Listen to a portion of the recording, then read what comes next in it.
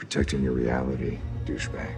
A burden you will soon regret. Hello super Indians, मेरा नाम है सत्यम और आज बात करते हैं टोना टोटका करने वालों की, यानी मार्वल और डीसी के अपने अपने सॉर्सरर डॉक्टर फेट और डॉक्टर स्ट्रेंज की। ये दोनों बंदे अपने अपने रिस्पेक्टिव यूनिवर्स की मिस्टिकल आर्ट्स के सबसे बड़े ज्ञाता हैं। तो आज हम मार्वल और डीसी की मान मर्यादा को ध्यान में रखते हुए सिर्फ और सिर्फ एंटरटेनमेंट पर्पज से ये जानने की कोशिश करेंगे कि अगर इन दोनों में फाइट होती है तो कौन जीतेगा। तो एट द एंड वीडियो का रिजल्ट कुछ भी हो, आप अपनी मर्यादाओं को ध्यान में रखते हुए इस वीडियो को सिर्फ और सिर्फ एज अ फन लेना। तो समय को सर आंखों पर रखते हुए लेट्स गेट स्टार्टेड। तो स्टार्ट करते हैं इन दोनों के इंट्रोडक्शन से। सबसे पहले बात कर लेते हैं डॉक्टर फेट की, क्योंकि इवन दो ये कैरेक्टर 1940 से कॉमिक्स में है, लेकिन लाइव एक्शन को फॉलो करने वालों के लिए ये कैरेक्टर थोड़ा स्ट्रेंज होगा। अब डॉक्टर फेट के कैरेक्टर को समझने के लिए आपको एक बंदे को और जानना होगा, वो है नाबू। तो नाबू हजारों साल पहले इजिप्ट का लॉर्ड सॉर्सरर हुआ करता था, जो अर्थ को कई तरह के थ्रेट से बचाया करता था, मगर बाद में उसने खुद को एक कॉस्मिक एंटिटी में चेंज कर लिया, जो ह्यूमंस को वेसल्स यानी कि होस्ट की तरह यूज करने लग गया। डीसी का मोस्ट फेमस डॉक्टर फेट है केंट नेल्सन,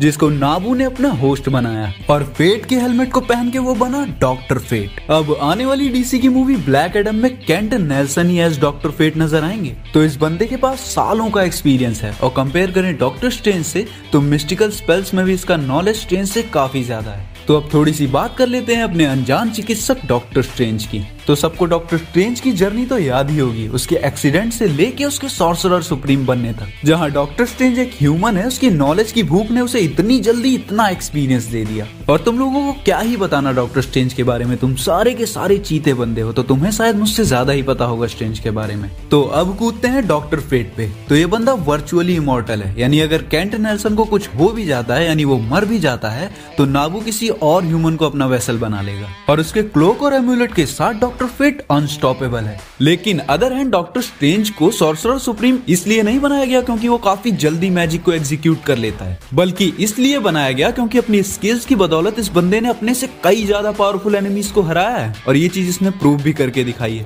डॉक्टर फेट एक उसूलों वाला बंदा है, यानी सिचुएशन कैसी भी हो वो कोई रूल ब्रेक नहीं करेगा मैजिक का।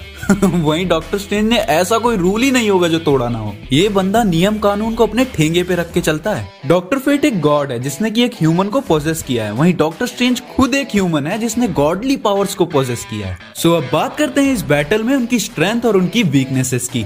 नंबर 1, तो जैसा कि मैंने बोला डॉक्टर स्ट्रेंज बहुत स्किलफुल है, क्योंकि वो अपने से कई ज्यादा पावरफुल विलेन से लड़ चुका है, और डोरमामू जैसे एनिमीज जो खुद के डायमेंशंस के लॉर्ड हैं, वहाँ स्ट्रेंज की पावर्स उनके सामने कोई मैच नहीं करती, लेकिन ये बंदा फिर भी उन्हें हराने का कोई ना कोई तरीका ढूंढ लेता है। वार स्ट्रेटेजी हो या कोई सोलो फाइट, ये हमेशा अपनी पावर से ज्यादा अपने ब्रेन का यूज करता है। तो इस वाले पॉइंट पे डॉक्टर स्ट्रेंज डॉक्टर फेट से एक कदम आगे हैं। नंबर 2, अब बात कर ली ब्रेन पावर की, तो अब आते हैं फिजिकल पावर पे। तो बिना मैजिक और स्पेल्स के स्ट्रेंज उतना फिजिकली टफ नहीं है। वैसे तो कॉमिक्स में डॉक्टर स्ट्रेंज ड्रेड डोरमामू को हैंड टू हैंड कॉम्बैट में भी हरा चुका है, और नोवे होम में आपने देखा ही होगा कि जब गॉब्लिन डॉक्टर स्ट्रेंज के बॉक्स पे अपना गॉब्लिन बॉम्ब फोड़ता है, उस टाइम पे भी डॉक्टर स्ट्रेंज को फिजिकली उतना ज्यादा डैमेज नहीं होता है। मगर बात करें डॉक्टर फेट की, तो नाबू का हेलमेट उसके वेसल यानी उसके होस्ट को सुपर स्ट्रेंथ के साथ साथ किसी भी तरह के फिजिकल डैमेज से भी प्रोटेक्ट करता है, और बिना मैजिक को यूज किए भी डॉक्टर फेट एक सुपर ह्यूमन है। तो ये वाला पॉइंट फेंक के जाता है डॉक्टर फेट की तरफ। नंबर 3,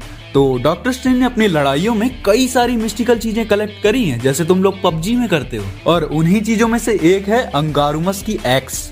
एक्स वाली एक्स नहीं, और ये एक्स मार्वल यूनिवर्स की सबसे ज्यादा पावरफुल चीजों में से एक है, और आई ऑफ अगामोटो के बाद स्ट्रेंज का सबसे बेस्ट वेपन भी यही है। पर मूवीज से अलग कॉमिक्स में आई ऑफ अगामोटो सिर्फ टाइम स्टोन का लॉक चैम्बर नहीं है, बल्कि एक ऐसा वेपन है जो स्ट्रेंज को किसी भी मैजिक, किसी भी इल्यूजन पास्ट में देखना और मैजिकल और साइकिक बींग्स को ट्रैक करने में हेल्प करती है। इस सब के अलावा आई ऑफ अगामोटो डार्क क्रीचर्स को वीक और ह्यूमंस जो डार्क आर्ट से कनेक्टेड होते हैं उनको करप्ट भी कर सकता है। अब डॉक्टर फेट के पास जो वेपन्स हैं उनमें से सबसे बेस्ट है the golden helmet of fate. उसी से कोई नॉर्मल बीइंग डॉक्टर फेट यानी दुनिया के सबसे बड़े सॉर्सरर में चेंज हो जाता है। अब कॉन्स्टेंटाइन के फैंस लड़ने मत लग जाना। Spot on. That's using the old loaf mutton jugs. He said yes. अब डॉक्टर स्ट्रेंज के क्लोक की तरह डॉक्टर फेट के पास भी उनका क्लोक ऑफ डेस्टिनी है। अब इन दोनों के यूजेस बिल्कुल सिमिलर हैं, मगर डॉक्टर फेट के पास एक और हुकुम का इक्का वेपन है, द अम्यूलेट ऑफ एनुबिस, जो एक तरह से आई ऑफ अगामोटो का ज्यादा पावरफुल और अपग्रेडेड वर्जन है। अब ये मैजिकल बीम्स तो फायर कर ही सकता है, लेकिन ये खुद के अंदर एक पॉकेट डायमेंशन भी रखता है, जिसके अंदर पुराने सारे डॉक्टर फेट्स की सोल स्टोर होके रहती है। तो इस वाले पॉइंट में थैनोस के तराजू की तरह दोनों के फीट्स परफेक्टली बैलेंस्ड हैं। तो इस तरह से इस पॉइंट का नतीजा जाता है टाई की तरफ। नंबर 4, अब डॉक्टर फेट की पावर्स हैं कि वो टेलीपैथी और टेलीकाइनेसिस यूज कर सकता है। वो सुपर स्ट्रॉन्ग तो है, और मैजिकल बीम्स के अलावा वो लाइटनिंग और फायर को अपने विल के हिसाब से समन कर सकता है। और इस बंदे की एक और खास बात है कि ये अपनी कोई भी स्पेल यूज कर सकता है, बस उसके बारे में अपने माइंड में इसे सोचना होगा, जो कि बोलने से काफी ज्यादा फास्ट है। वहीं अपना लौंडा डॉक्टर स्ट्रेंज भी कम नहीं है। ये बंदा इंटर डायमेंशनल पोर्टल्स खोल सकता है, अपनी विल पे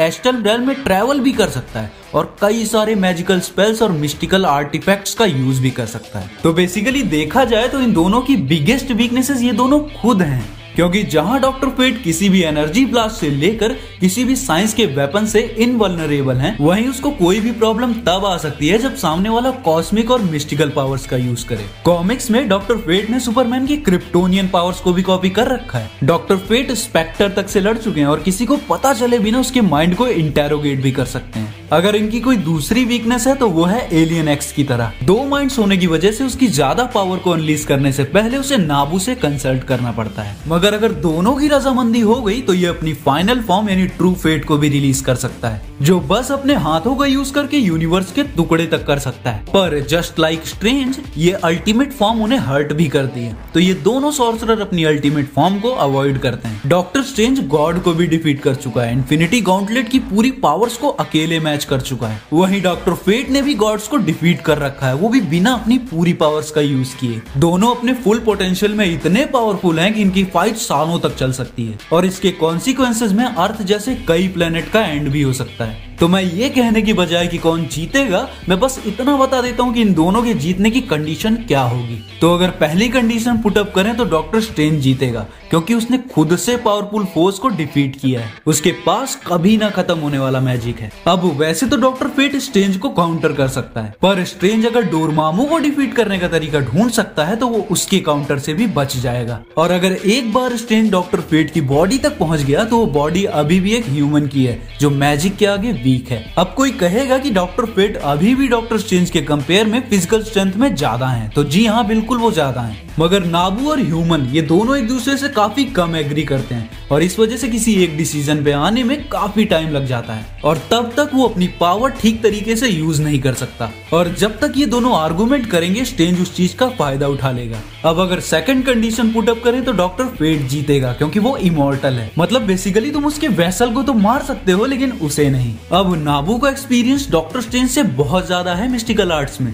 और स्ट्रेंज का ह्यूमन होना उसकी सबसे बड़ी वीकनेस है, और फेट का ह्यूमन वेसल नॉर्मल ह्यूमन से ज्यादा स्ट्रॉन्ग होता है। तो जहां दोनों की पावर्स कई हद तक सिमिलर है, वहां डॉक्टर फेट के पास एडवांटेज तो रहेगा ही। सो बेसिकली 5 में से 3 बार डॉक्टर फेट ही जीतेगा। डॉक्टर फेट का बेस्ट वेपन होगा उसका एक्सपीरियंस और उसकी पावर, वहीं डॉक्टर स्ट्रेंज का बेस्ट वेपन होगा उसकी स्ट्रेटेजी और उसके जीनियस लेवल स्किल्स। तो मार्वल फैंस नाराज मत होना, क्योंकि ये तो थी लड़ने लड़ाने की बात, लेकिन कॉमिक्स में इन दोनों ने साथ में काम किया है, क्योंकि ये दोनों उन फाइट्स का हिस्सा नहीं बनते जो कि स्टूपिड हो, क्योंकि ये दोनों गली कूचों में होने वाले भांग भटूरे वाले छोटे मोटे झगड़ों से दूर रहते हैं। खैर ये तो थी कॉमिक्स की बात, पर अब देखते हैं ब्लैक एडम मूवी में उसे कितना पावरफुल दिखाया जाता है, क्योंकि एमसीयू में स्ट्रेंज की पावर कई सारे कॉस्मिक लिमिट्स को तोड़ चुकी है, स्पेशली व्हाट इफ के एपिसोड 4 में। और बाकी अगर मुझसे पूछो कि तुम्हारा फेवरेट सॉर्सरर कौन है, तो मेरे लिए डॉक्टर फेट थोड़ा बोरिंग कैरेक्टर है, और स्ट्रेंज भी अच्छा है, लेकिन यहाँ पे मेरा वोट कॉन्स्टेंटाइन ले जाएगा। वो बात अलग है कि अगर इसकी फाइट स्ट्रेंज या फेट से करा दी जाए तो ये इसे छोड़ के भागने का रास्ता पहले निकालेगा।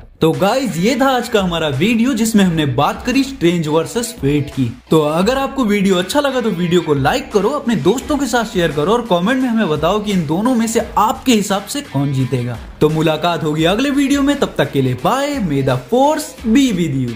Hello, ladies.